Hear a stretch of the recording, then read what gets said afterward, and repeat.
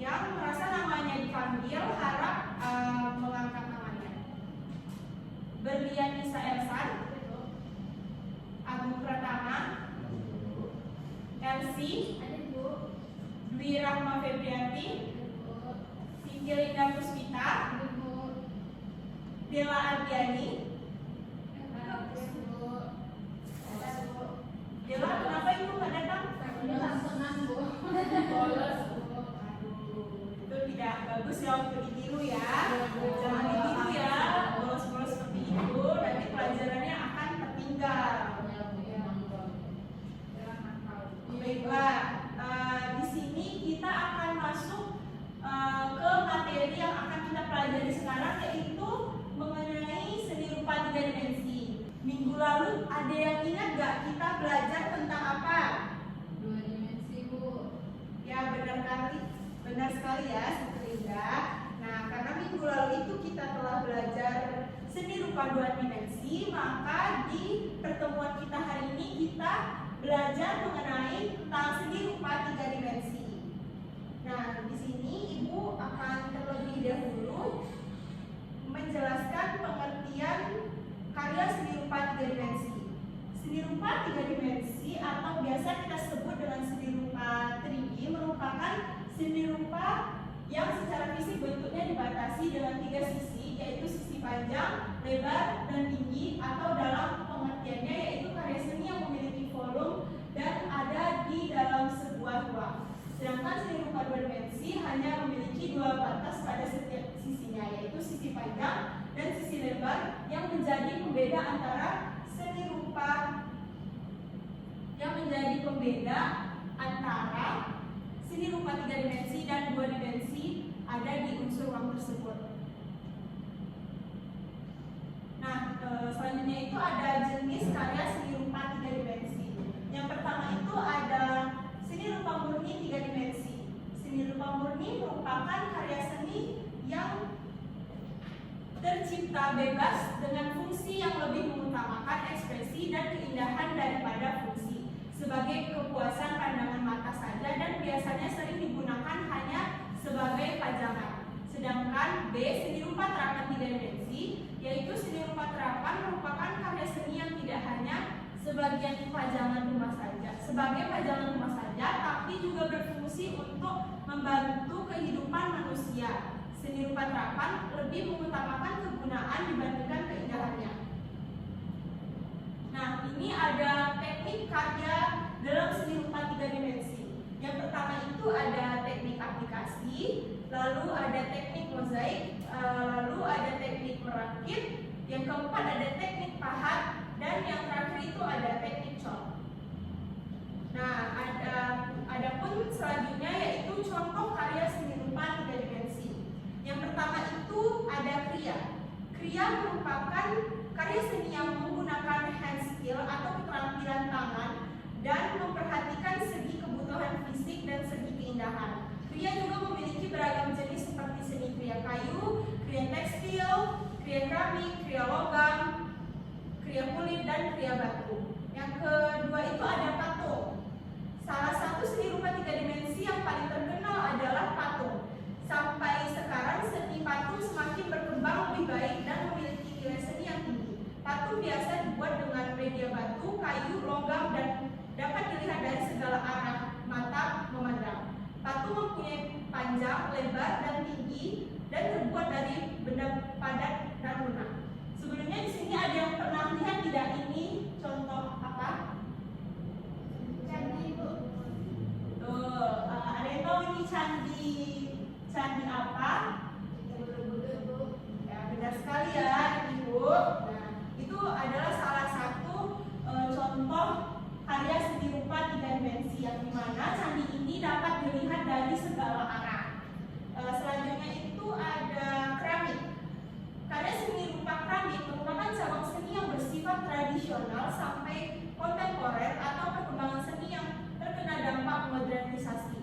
Seni keramik mempunyai fungsi antara lain sebagai kerajinan dengan menggunakan bahan utama dari tanah liat yang harus melalui proses dipijit, busir, giling, sampai pembakaran dan glasir.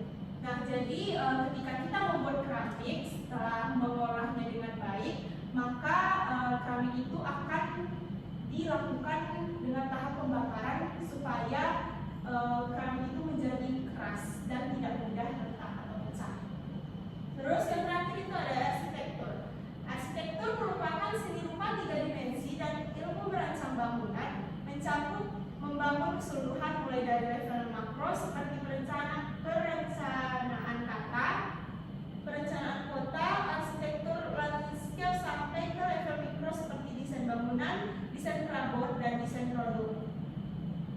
Nah, di sini Ibu akan bertanya, siapa yang bisa menjelaskan kembali perbedaan seni rupa 2 dimensi dan 3 dimensi? Ya, boleh, silakan kepada Feby. Seni rupa 2 dimensi adalah karya seni yang hanya memiliki panjang dan lebar. Contohnya itu seperti lukisan dan gambar yang ada di kertas. Nah, sedangkan kalau seni rupa 3 dimensi itu adalah karya seni yang memiliki panjang, lebar, dan tinggi. Contohnya itu seperti patung dan bangunan arsitektur. Nah, ya benar sekali ya yang sudah dijelaskan Feby tadi. Nah, ada lagi nggak yang bisa menambahkan yang membedakan antara seni rupa 2 dimensi tadi dan 3 dimensi? Ya, dipersilakan kepada Agung. Seni rupa 2 dimensi kita lihat dari sisi saja, seperti dari depan. Sedangkan seni rupa 2 dimensi kita lihat dari dua sisi. Bagus sekali ya, itu poin penting lainnya. Seni rupa 2 dimensi biasanya bisa dilihat dari satu perspektif, sedangkan seni rupa 3 dimensi bisa dinikmati dari berbagai sudut pandang. Seperti tadi contoh Candi Borobudur yang telah ada di dalam PPT Ibu. Dan ada lagi yang bisa menambahkan perbedaan lainnya? Saya, Bu. Ya, dipersilakan kepada beliau. Saya pikir seni rupa 3 dimensi itu seringkali memiliki fungsi yang lebih beragam. Nah, misalnya itu seperti patung bisa menjadi dekorasi sekaligus memiliki nilai sejarah atau budaya, sedangkan seni rupa 2 dimensi itu lebih sering berfungsi sebagai hiasan hidup. Ya, benar sekali ya, jawabannya brilian lah. Anak-anak Ibu udah banyak yang paham ya ternyata tentang seni rupa 3 dimensi itu seperti apa. Nah, mungkin dari anak-anak Ibu ada yang masih kurang mengerti atau yang ingin bertanya? Ya, Bu. Ya, Elsie, kenapa? Saya ingin bertanya, Bu, apakah bahan yang digunakan juga berbeda antara seni rupa 2 dimensi dan 3 dimensi? Oke, pertanyaan yang bagus ya, Elsie. Nah, jadi seringkali bahan yang digunakan berbeda. Seni rupa 2 dimensi biasanya menggunakan bahan seperti kertas, kanvas, cat, dan pensil. Sedangkan seni rupa 3 dimensi bisa menggunakan berbagai macam bahan seperti kayu, logam, tanah liat, batu, dan banyak lagi. Bahan-bahan ini memungkinkan karya seni memiliki volume dan bentuk yang lebih kompleks. Nah, jadi Ibu kembalikan kepada Elsie, apakah tadi jawabannya sudah dapat dimengerti? Sudah, Bu. Oke, nah jadi kita bisa simpulkan bahwa perbedaan utama antara seni rupa 2 dimensi dan 3 dimensi adalah pada dimensinya, perspektif pandangan, fungsi, dan bahan yang digunakan.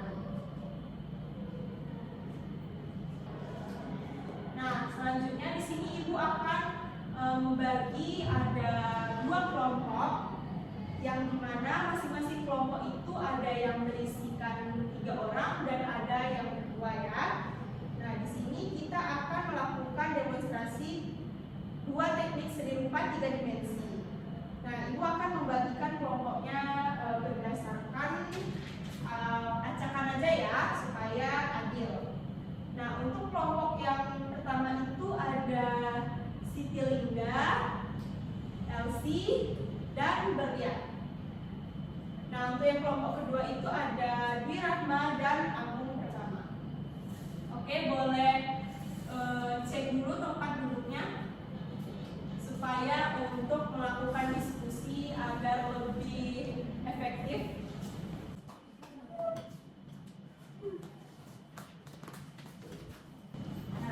Nah, baiklah. Nah, duduknya sudah berdasarkan kelompoknya masing-masing.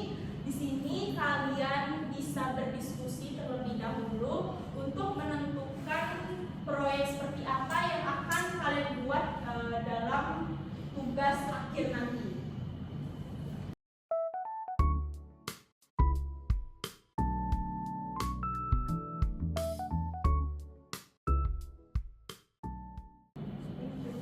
Oke, nah tadi setelah berdiskusi, Ibu akan nanya dulu nih kepada kelompok 1 yang mengambil teknik aplikasi. Nah,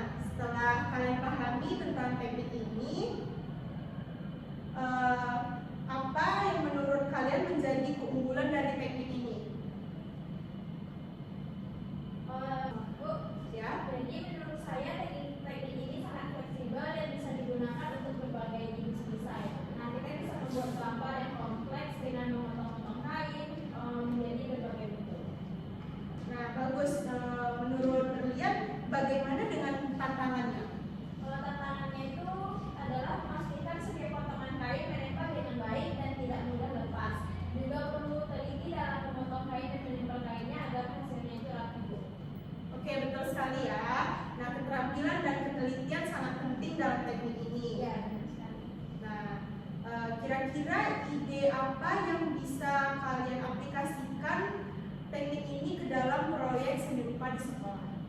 Kami bisa membuat mural kain di dinding kelas atau menghias pakaian untuk pentas seni. Oke, ini yang sangat bagus. Kalian bisa mulai merencanakan proyek itu dari sekarang ya, karena ini akan untuk sebagai penilaian tugas akhir. Nah, Ibu lanjut ke kelompok 2 yaitu teknik mozaik. Nah, menurut kelompok 2, apa yang bisa kalian jelaskan tentang teknik ini?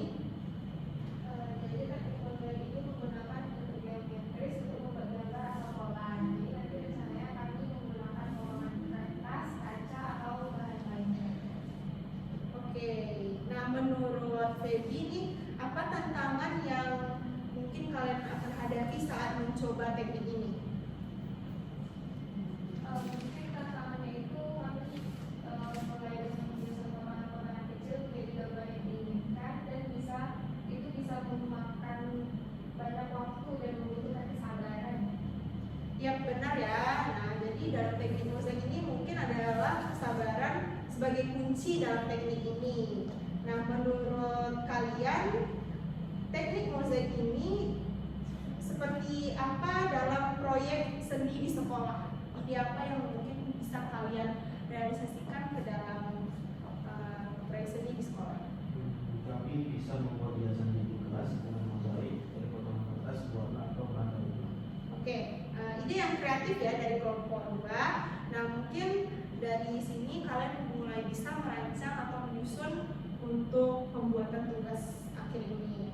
Nah, terima kasih atas diskusi yang produktif ini. Nah, kelompok-kelompok yang sudah Ibu bagikan tadi ini memberikan ide yang luar biasa dan Ibu harap bisa merealisasikannya dengan baik ke dalam bentuk proyek seni tadi ya.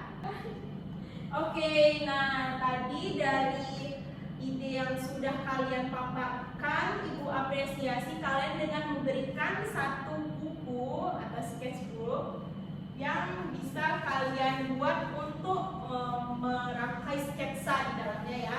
Nah, nanti dari buku sketchbook itu akan dikumpul mungkin sekitar 2 hari lagi setelah rancangan sketsanya telah ada dengan Ibu ACC. Ibu memberi waktu kalian untuk membuat tugas tadi itu kurang lebih selama 2 minggu. Nah, jadi kalian bisa merancangnya dengan sangat baik dan efektif agar mencapai hasil yang maksimal. Oke. Nah, jangan lupa juga untuk nanti ada tugas esai yang akan kalian kerjakan di dalam double folio dan itu akan dikumpul minggu depan. Ini bisa kalian lihat di PPT Ibu yang sudah Ibu share ke grup dan dikerjakan di dalam kertas double folio. Nah, tadi ada yang bisa tidak menyimpulkan pembelajaran kita pada hari ini? Saya Bu. Ya, pada Stilinda dipersilakan. Jadi seni rupa 3 dimensi merupakan karya seni yang dibatasi tidak hanya dengan sisi panjang dan lebar, tetapi juga dibatasi oleh kedalaman dan tinggi. Dengan kata lain, seni rupa 3 dimensi merupakan karya seni yang memiliki ruang. Karya seni rupa 3 dimensi memiliki fungsi seperti fungsi pakai, dan selanjutnya itu ada fungsi ekspresi.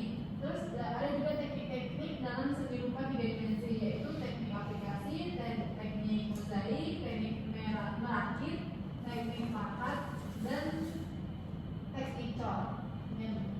Oke, baik. Itu tadi kesimpulan yang sudah sangat bagus yang telah dipaparkan oleh Siti Linda. Nah, maka dari itu berakhir pula pembelajaran kita hari ini. Ibu tutup dengan mengucapkan hamdalah, alhamdulillahirabbil alamin. Nah, untuk anak-anak Ibu semua dipersilakan untuk mengerjakan tugas dan juga proyek akhirnya, yang dimana itu akan dikumpul kurang lebih dalam waktu 2 minggu ke depan.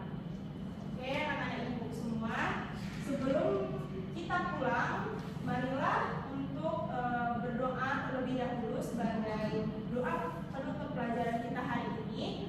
Berdoa dimulai.